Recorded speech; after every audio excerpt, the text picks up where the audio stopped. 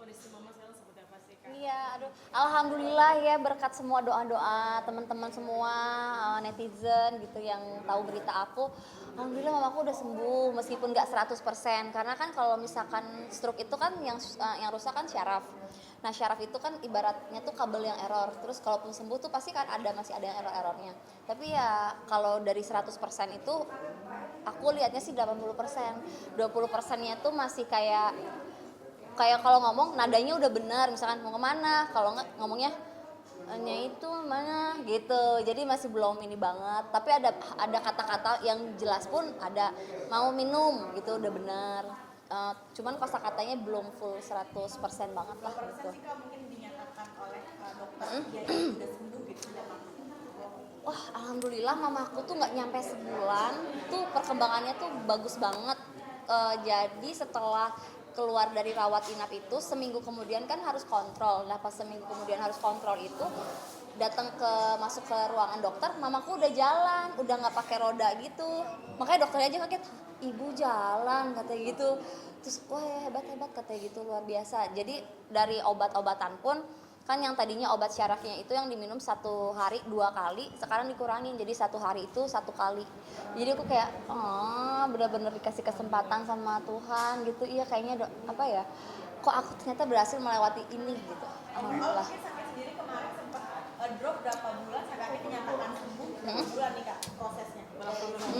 Oke, kurang lebih ya sampai yang 80% ini sebulanan deh ada.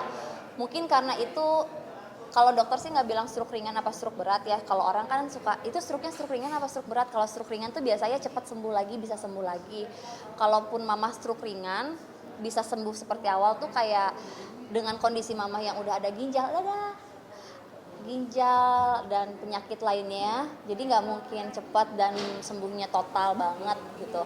Jadi sebulan itu adalah pencapaian luar biasa karena bayangan dokter sama pengalaman teman-teman yang pernah punya saudara atau rekan yang stroke itu 6 bulan, setahun kayak gitu. Aku juga udah mempersiapkan diri aku untuk wah 6 bulan ke depan aku bakal gini nih, kalau nggak setelah keluar dari rumah sakit selama sebulan 2 bulan 3 bulan ini aku bakal menghadapi mama yang terbaring di kasur gitu kan.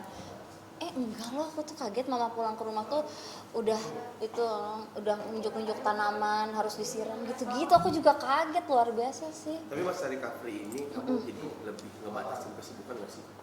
Nah iya, tapi aku tuh masih deg-degan karena yang waktu pas mama kena serangan itu kan lagi kondisi lagi baik-baik aja, lagi sehat-sehat banget, lagi nggak ada yang misalkan dari mamanya demam dulu, lemas dulu gitu tuh nggak ada. Jadi benar-benar, jadi kalau misalkan lagi biasa pun mama, aku juga suka was-was, aduh mama kecapean nggak ya ikut aku syuting, ikut kan karena aku ajak-ajak terus kan, nggak pernah aku tinggal. Jadi takutnya tiba-tiba pas lagi happy tiba-tiba amit-amit gitu ya mama kena gejala lagi, aku juga takut ya.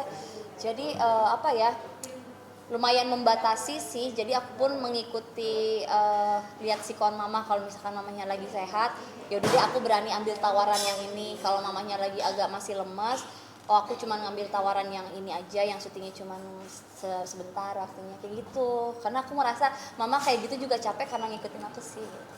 Kalau ditinggal kayak gini, siapa yang jaga mama? Ada kakakku gitu. Jadi keluarga sekarang tuh alhamdulillah ya ada hikmahnya lah ya, jadi lebih lebih ngumpul gitu kan. Aduh sedih deh kalau misalnya gitu. Jadi karena apa ya, itu tuh nggak apa akan terjadi tuh bisa kapan aja gitu ya, biasa deh. Pengobatan sekarang lagi menjalani apa aja sih pengobatan? Nah ini karena kan mama waktu itu penyumbatan otak, jadi di otaknya kesumbat, ada penyumbatan, dan sekarang kan dikasih obatnya adalah obat pengencer darah.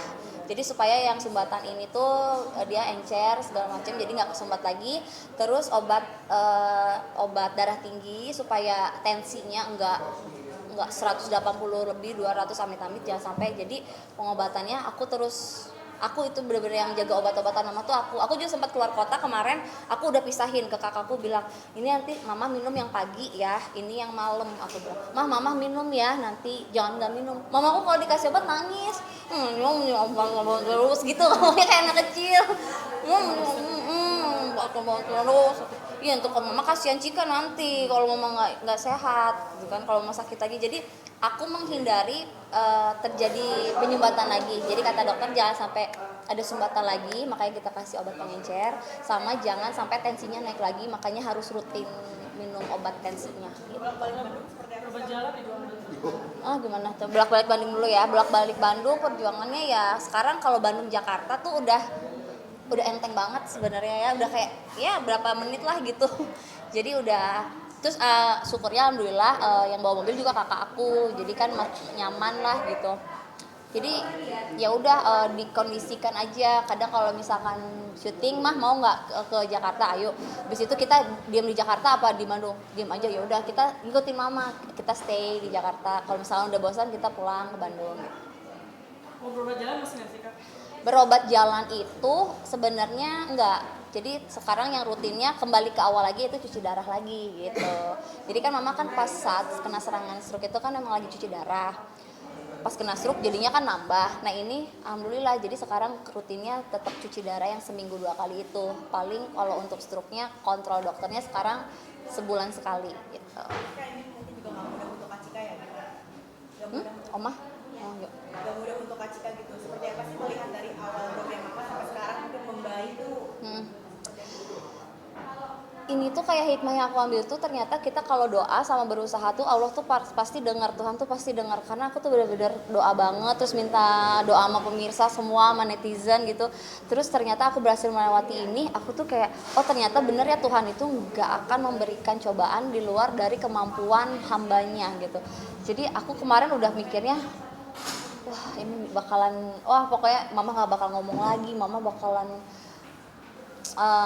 nggak berdaya gitu istilahnya. Tapi ternyata dengan kekuatan semangat dari mamahnya, support dari keluarga, terus dari obat-obatannya juga, sama nggak putus doa, ternyata ya aku jadi positif dan semangat terus buat kesembuhan mama gitu. Berobat sendiri kan mungkin biayanya sendiri bengkak nggak sih? Kayak misalkan penjualan atau seperti apa? Atau udah di-cover sama BPJS atau asuransi? Oh gitu.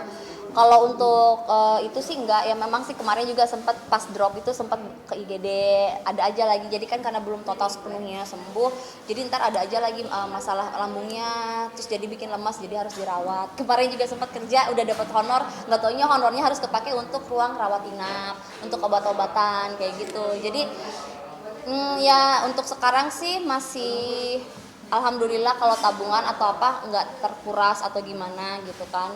Kalau biaya paling pas, makanya aku gini, mah jangan sampai dirawat lagi, sayang nanti Cika dapat honornya buat bayar rumah sakit. Makanya mama harus rajin makannya ya, aku gitu-gituin. Tapi ya memang sempat, jadi pas dapat honor nggak taunya duitnya buat biaya rumah sakit gitu sempat gitu.